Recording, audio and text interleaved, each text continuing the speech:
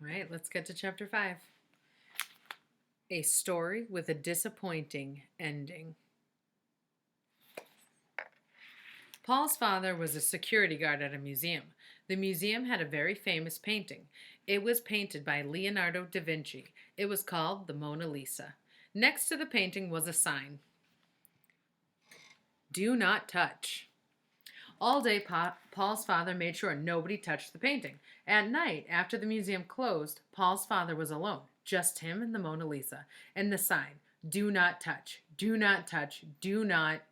He was dying to touch it. The tips of his fingers were tingled with desire. But this story isn't about Paul's father, it's about Paul. Paul was a student in Mrs. Jules's class. He sat behind Leslie. Leslie had 2 long brown pigtails that reached down to her waist. They just hung there all day right in front of Paul's face. The Mona Lisa. Do not touch, do not touch, do not. Paul reached out and grabbed and yanked. Ah! Screamed Leslie. Mrs. Jules sent Paul to the counselor's office. The counselor's office was on the 4th floor. Paul had never been there before. Like every student in Wayside School, he was afraid of the counselor. The counselor had a very scary face with big, bushy eyebrows and a little beard on his pointed chin. Paul knocked on the door. Come in, said the counselor. Paul entered and sat down on the couch. What's the problem? Asked the counselor.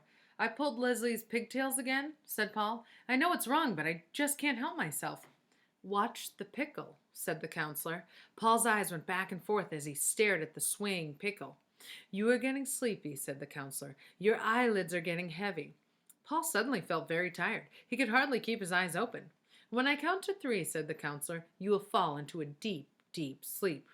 1, 2, 3. Paul closed his eyes. He wasn't exactly asleep.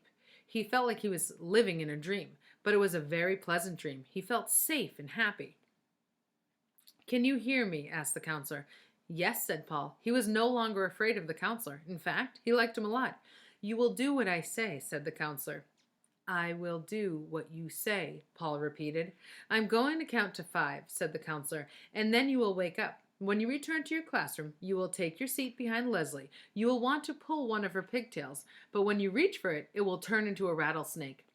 Leslie's pigtails are rattlesnakes, said Paul. Very good, said the counselor. Now just one more thing. He rubbed his beard and smiled.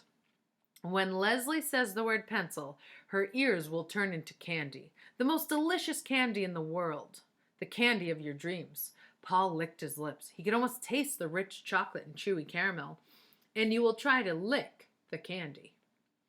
When Leslie says pencil, I will lick her ears, said Paul. The counselor counted to 5.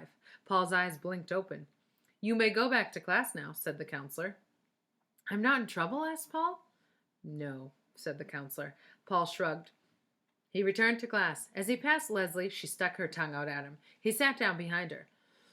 What do counselors do to you? What'd the counselor do to you? Asked Eric Fry. Nothing, said Paul. He's a nice man. He looked at Leslie's pigtails. He had pulled the one on the left, but he still wanted to pull the one on the right. He lunged for it. It hissed at him. Its tail rattled. He screamed and fell back over in his chair. Everyone laughed. Paul, are you all right? Asked Mrs. Jules. I guess so, said Paul, getting back up. He didn't feel much like pulling Leslie's pigtails anymore. It was just a short while later that Leslie's pencil point broke. Oh, great, she complained. What's the matter? Asked Jenny. What's the matter? Asked Jenny, who sat next to Leslie. Leslie showed her the broken pencil point.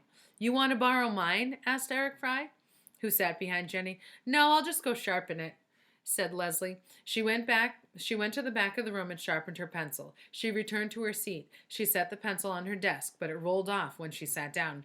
Hey, where'd it go? She asked, turning around. Where'd what go? Asked Paul. There it is, said Jenny, under Paul's desk. What's under Paul's desk? What's under my desk? Asked Paul.